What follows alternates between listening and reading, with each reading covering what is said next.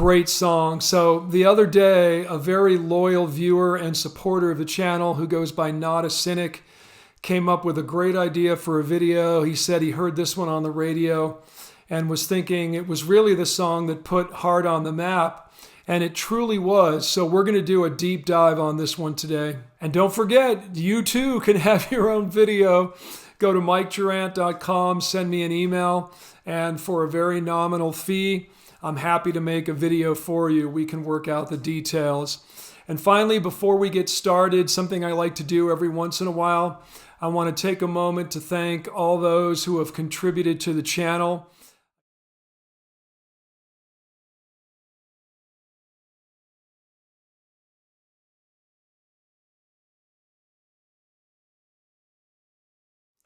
Apologies if I've missed anyone, but these are all the wonderful people who have contributed financially to the channel.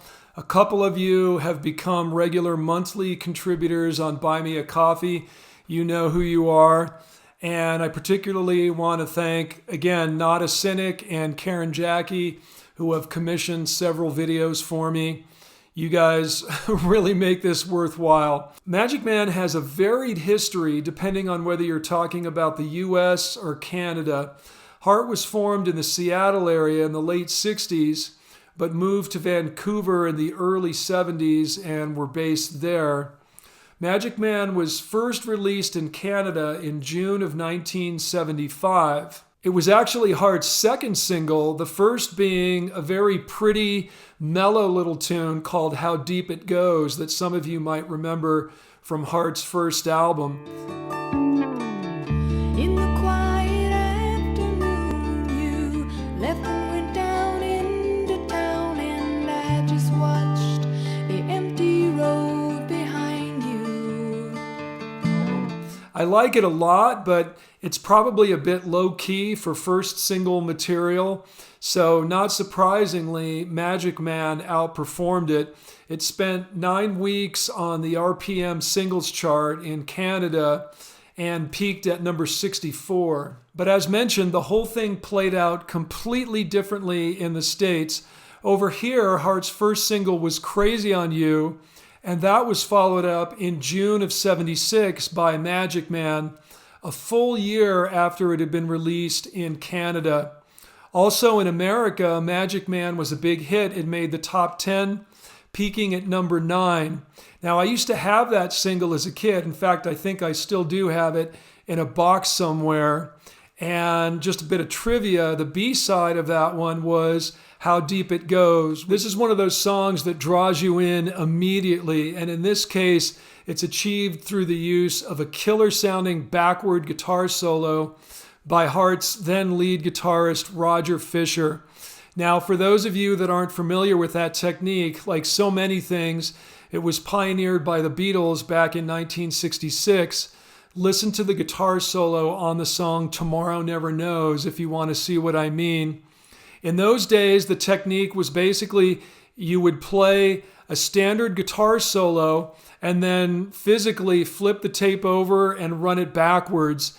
It creates this amazing psychedelic trippy effect. Magic Man is in the key of G minor, and Fisher's brief intro solo makes use of pretty standard G Aeolian stuff, but it's those long, soulful bends that really make it work. It's actually fairly easy to approximate without the backward effect.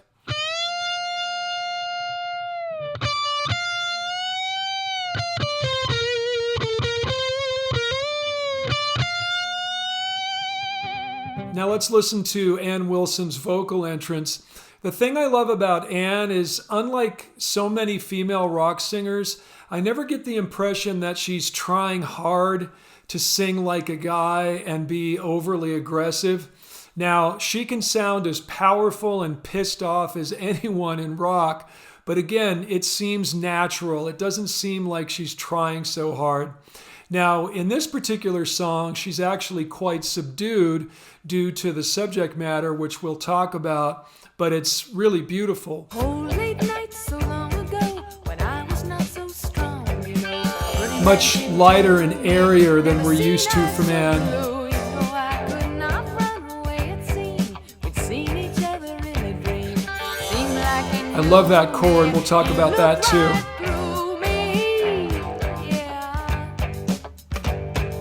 So much great stuff to talk about. Let's start with the lyrical subject matter. Written by Ann Wilson with help from younger sister and guitarist Nancy Wilson. The song was inspired by Ann's relationship with her boyfriend, Mike Fisher, who was also the manager of Heart and the brother of the aforementioned lead guitarist, Roger Fisher. Ann starts off by confessing her infatuation with Fisher. Cold late nights so long ago when I was not so strong, you know. A pretty man came to me, never seen eyes so blue. You know, I could not run away, it seemed. We'd seen each other in a dream. Seemed like he knew me, he looked right through me. I love how each chorus is slightly different. The first one is Fisher speaking to Ann in a very seductive way. Come on home, girl, he said with a smile. You don't have to love me yet, let's get high a while. But by the second chorus, it's morphed into the universal story of a young girl leaving home with an older man and the parents worrying that he does not have her best interests in mind. Come on home, girl, Mama cried on the phone. Too soon to lose my baby and my girl should be at home. But of course, we know that all pleas will fall on deaf ears because he's a magic man. What are you going to do about it? And before I forget, earlier I'd referenced that cool sounding raked backstroke chord that comes in the verse. Cold late nights so long ago when I was not so strong, you know. That's an awesome chord. That's an F6-9. We've got C on the bottom, that's the fifth. There's F, that's the root, of course. The open G string is the 9. The D is the 6, and then another G on top.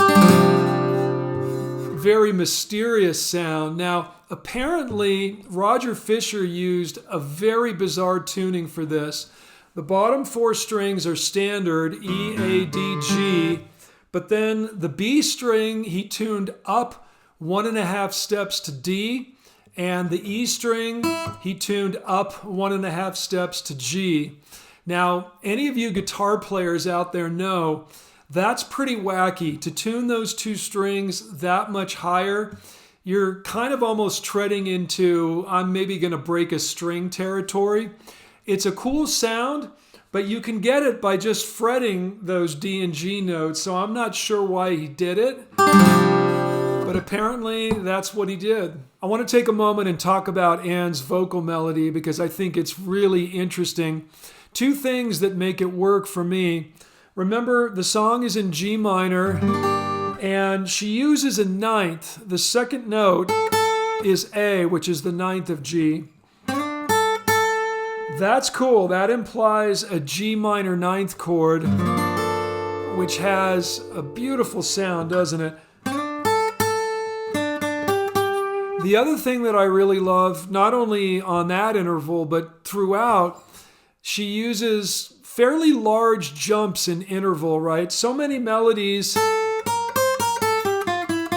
either stay on 1 or 2 notes or move consecutively up and down the scale. This one jumps around. So it starts on the 5th and jumps all the way to that killer 9th we just talked about. Then back down to the 5th, and then jumps from the 5th to the root, and then 5th down to the root, right? It jumped up to the root, and then it jumped down to the lower octave of the root. So this thing really bounces around a lot, which I really like. Let's listen to the chorus. This is the second chorus.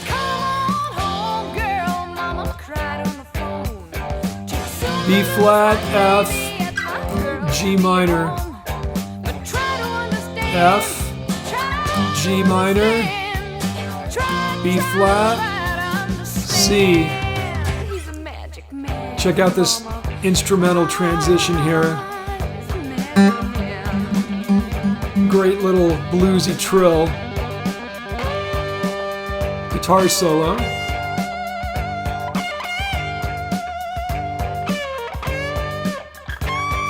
Fisher plays, what, about 3 or 4 different little guitar solos throughout the song. It's a great idea. All right, check this out here.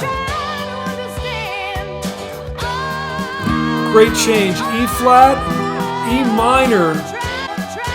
The E flat was the 6th chord of the key, which we call the mediant, and then the E minor was called a chromatic mediant. Long story, but suffice to say that's a very hip chord they threw in there. All right, we're about to enter what I call the prog rock section. Another killer solo from Fisher.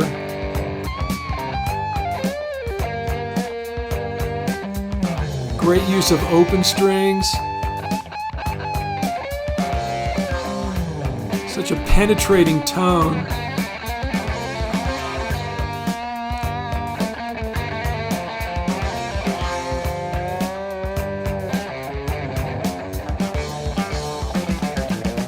And now a great clean sounding guitar tone for this little solo.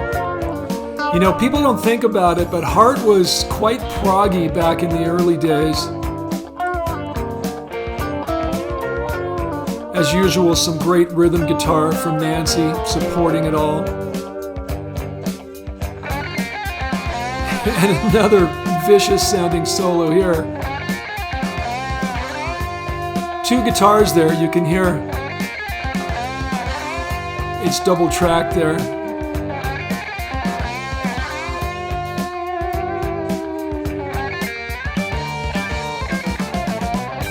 Pregnant pause. Fisher is just on fire here. And the Mini Moog synthesizer played by Howard Leese, rhythm guitarist and keyboardist. Now, if that's not proggy, I don't know what is. It kind of dates the song a little bit anytime you hear that Moog, but it doesn't detract from the song's greatness. Just a bit of a time capsule. Listen to Ann and Nancy there, locked in on that great sister harmony in the background.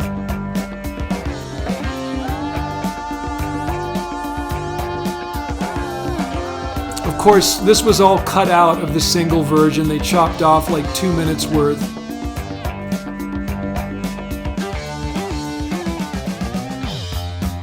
Steve Fossen on the bass there, just pumping out the 8th notes. And back to the chorus. So far, the only member of this classic original Hart lineup that I haven't mentioned is drummer Michael DeRosier. I've always been a huge fan of his playing, very Bonham-esque, and I've always loved the sound of his drum kit. It's this great warm thud. That's about the only way I can describe it. But I got a shock in doing some research for this video. It turns out DeRosier did not play on Magic Man. He did not play on Crazy on You.